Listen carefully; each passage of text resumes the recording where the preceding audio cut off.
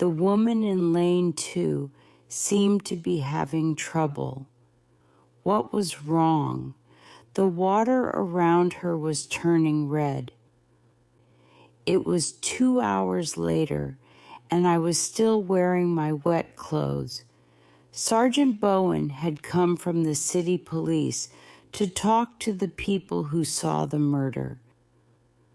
He had already spoken to the officials who had the best view of the pool, and now he was talking to me, Nina Winchester. I told him about my part in what had happened. Before I left, I asked him what he had found out about the dead woman. He said her name was Evelyn Norton. She was 25 years old, and she worked at the United Bank. Nobody knew of any enemies she might have had. Millie was waiting for me in the hall. She looked worried. "Can we talk?" She asked.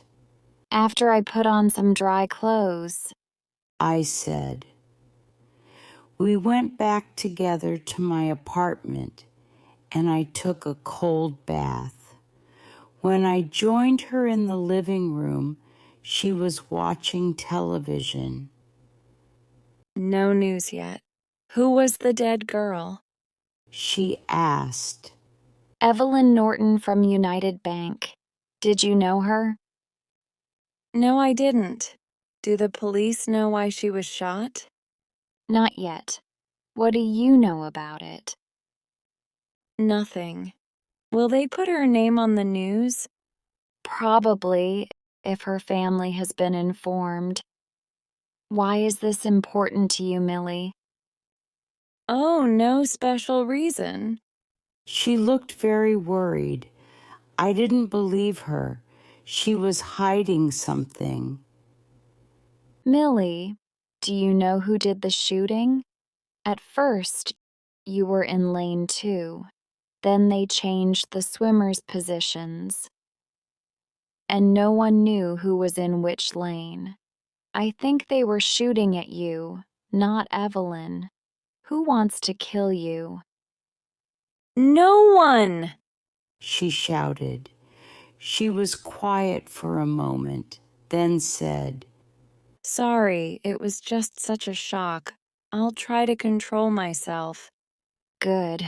I'll get some dinner." I came back with some food, but Millie didn't want any. She was watching the local news and her face was pale. The swimming pool murder was the top story, and they announced the name of the dead woman. After that, Millie didn't say much. She asked if she could spend the night with me since she lived an hour's drive out of town. I left her in the living room and went to bed. I was still upset that she didn't want to talk to me. The telephone rang and woke me up at 3:30 a.m. A male voice asked for Millie. "I don't know who you're talking about." I said, If you don't want to wake her, give her this message. She was lucky yesterday. We want the money by 10 o'clock, or she won't be so lucky a second time. I heard the sound of the telephone being put down. Then I heard another similar sound. The telephone in my sitting room. I got there just as the apartment door was closing. Millie had heard the message and now she was running away. I could hear her footsteps on the stairs.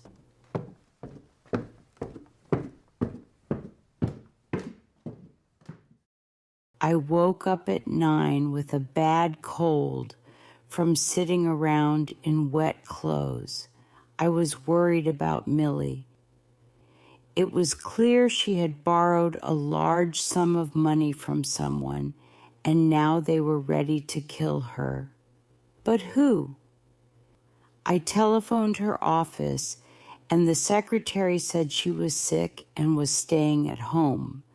I tried her home telephone, but there was no answer.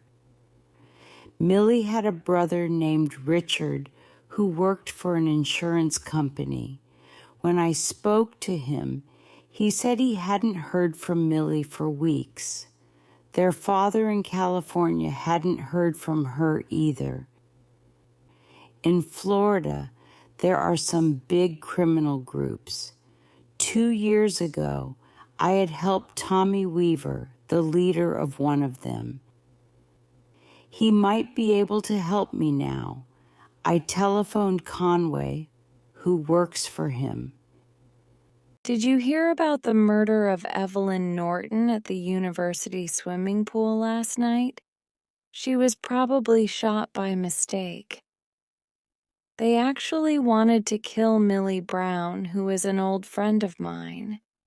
She has borrowed a lot of money from someone. I thought you might know something about it, Conway. I don't know her name, Nina. I'll ask around and let you know. I couldn't think where Millie was hiding. Perhaps she was at her own house, but not answering the phone. I decided to go have a look. Her house is near the local school. I parked my car outside the school and walked to the house. I passed a field where some boys were playing baseball. Her car was in the garage, but I couldn't see any sign of life in the house. A cat came out of the trees towards me. It looked hungry. I went to the back of the house, and there I found that someone had broken in through the kitchen window. Why hadn't I brought my gun with me? I climbed through the window, and the cat followed me inside. In the kitchen and sitting room, everything was neat. In Millie's study, all her computers were in place. It was clear the person who broke in had not come to steal anything. Had they come to attack Millie? I went upstairs. There was no one in any of the rooms. As I began to go down the stairs again, I heard a strange sound. Where was it coming from? I realized it was above me. In the ceiling, there was a square hole with a wooden cover leading to the attic. Someone was pushing the cover open. An arm came down, holding a gun. I ran down the stairs, 2 at a time. A heavy noise, someone jumping down to the floor, the sound of gun being fired, and a sharp pain in my right shoulder. I fell the last few steps to the bottom, but managed to stand up and get to the door. Then I heard a loud cry of the cat, a man's shout, and a loud crash that sounded like someone falling downstairs. As I opened the door, the cat ran past me. She had saved my life. I walked with difficulty to the road. The boys playing baseball saw me and came to help. The man with the gun ran away, but they managed to get me to a hospital. At the hospital, a young doctor took the bullet out from my shoulder. My thick winter coat had saved me from serious injury. They put me to bed, and I was more than happy to stay there. When I woke up, there was a man in a suit sitting beside the bed. Miss Nina Winchester, I'm Perry Cooper from FBI. He showed me his card. I know you are not feeling well, but I need to talk to you about Millie Brown. Where is she? We don't know. She went home with you after the swimming competition yesterday. Is that correct? So the FBI was following her. Why are you interested in her? He didn't want to tell me. He only wanted to know exactly what Millie had said to me. At last I said, Mr. Cooper, you tell me why you're interested in Millie, and I'll tell you if I know anything related to that. He spoke slowly. We believe she has been selling Defense Department secrets to the Japanese. No, she wouldn't do that, I said. Some of her designs for plane parts are missing. She is missing, and a Japanese businessman is missing. The designs might be in her home. They could be on a computer disk. She does all her work on the computer.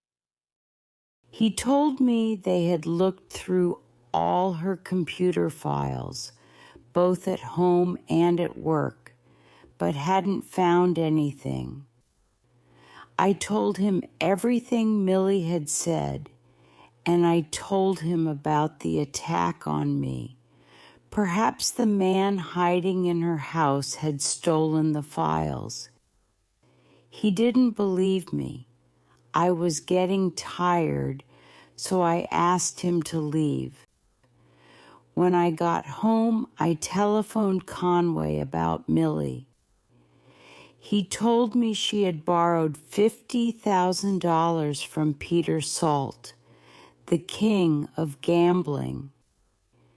I didn't think Millie was a gambler, but I didn't know her well these days. The telephone rang.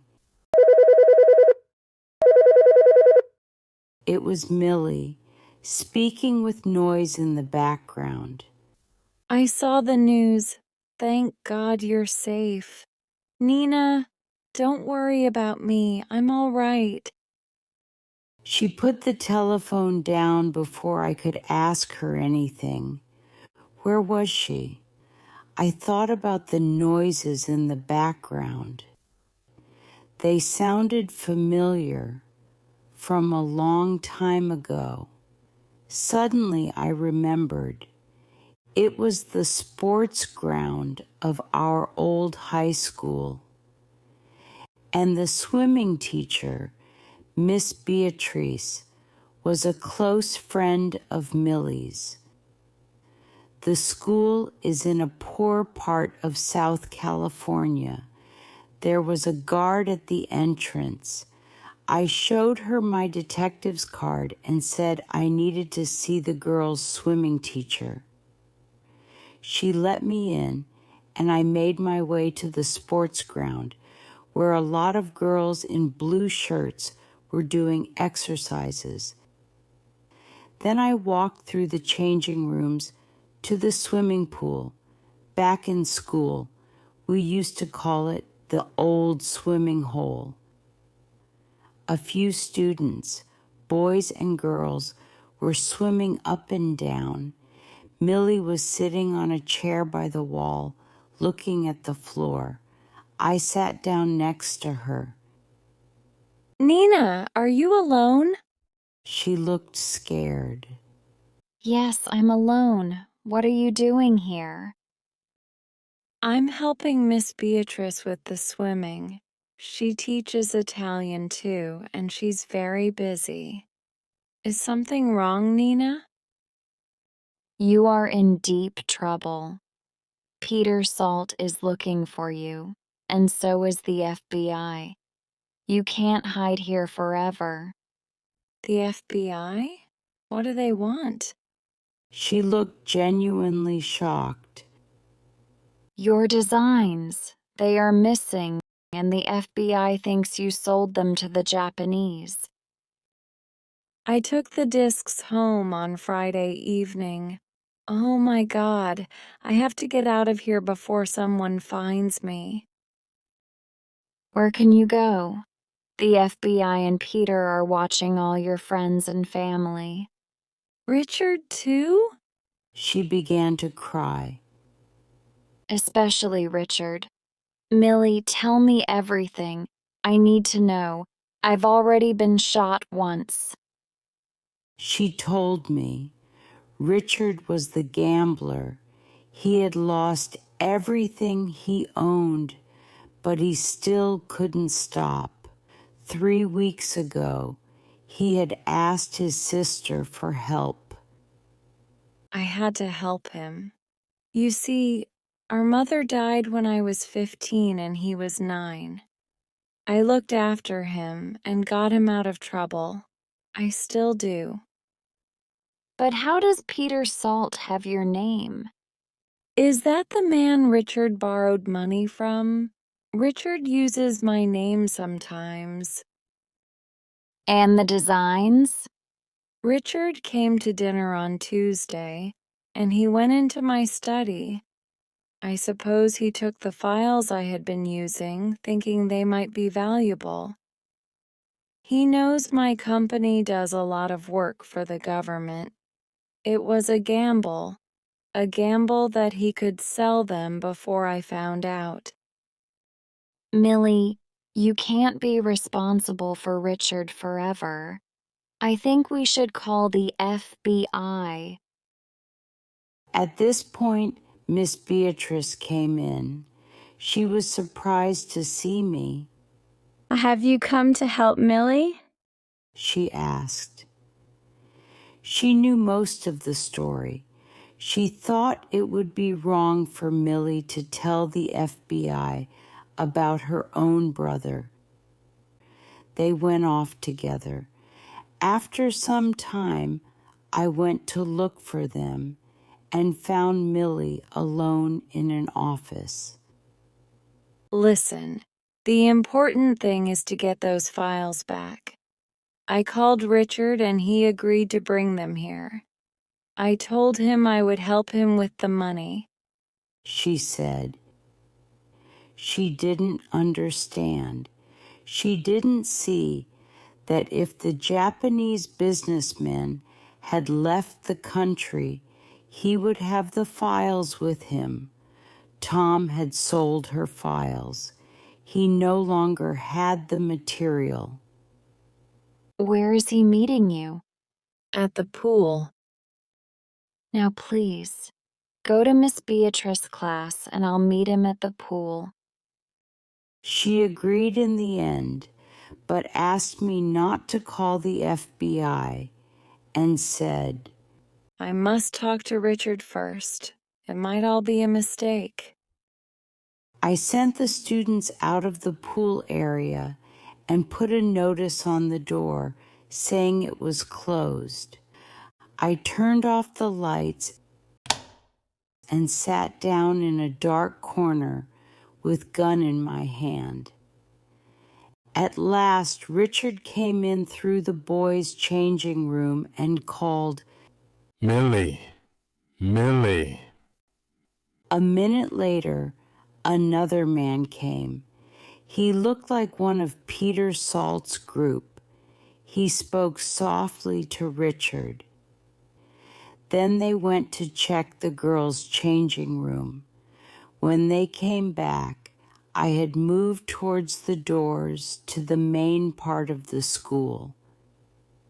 Richard, it's Nina Winchester. I know the whole story. Give me the files. I said. His friend moved his arm.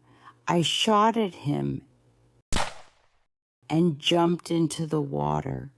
His bullet hit the spot where I had been standing. Another bullet hit the water by my head. I went under the water again. As I came up, I heard Millie's voice.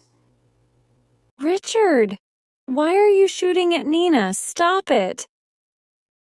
There were some more shots, but not at me.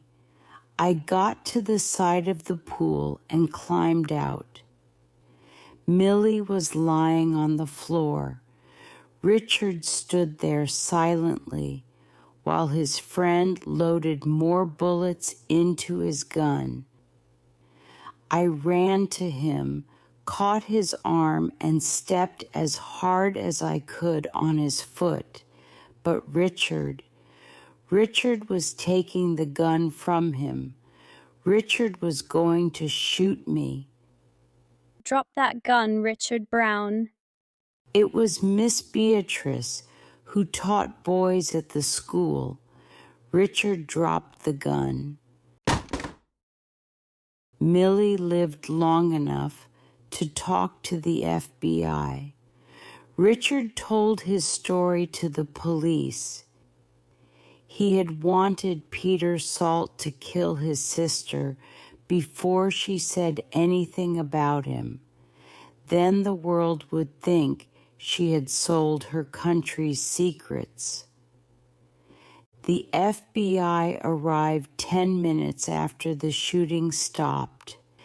They had been watching Richard, but not closely enough. They were angry that Millie had been killed while they were on the case. They said her death was my fault. I had not told them where Millie was. I spent a lot of days in prison. It seemed like a suitable punishment, just not long enough.